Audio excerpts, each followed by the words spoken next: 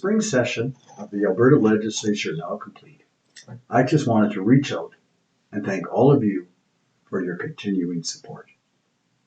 So now, the race to replace Kenny is underway, and I'm a little concerned that the folks who ignored you and discounted your concerns and ideas are already falling back into bad habits. Even worse, we are already seeing some candidates and their supporters taking personal shots at each other. Runaway public debt, resulting in higher taxes and slower economic growth, comes at a devastating cost for the millennials and our younger generations. Our kids will be worse off than their parents and their grandparents, and they know it. Now, I talk a lot about Alberta needing a fair deal with Ottawa, and for very good reason.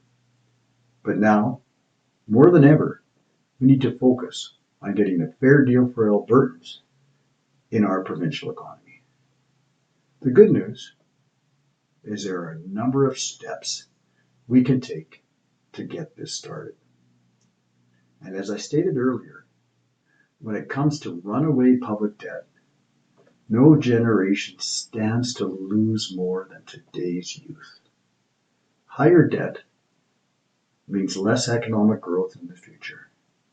Higher debt means higher taxes. It means fewer resources for core government programs like healthcare and education. Our current debt in Alberta is about $115 billion, a massive increase on the NDP's already substantial debt legacy. With the pandemic in the rearview mirror, it's time to get back to living within our means. And the good news is that the current resource boom provides us with an opportunity to reset and reestablish our fiscal policies.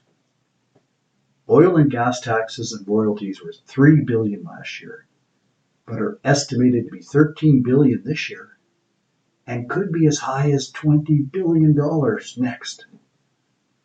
And if we're going to bring back Alberta's balanced budget legislation, this is the time. And if we're going to start to pay down this debt, this is the time. And if we're going to institute policies that encourage municipal governments, boards, agencies, small businesses, and consumers to reduce their debt levels, this is the time. There is only one way to break the debt cycle. Protect the future viability of government services and ensure a brighter future for future generations. That way is we need to get immediately back to living within our means.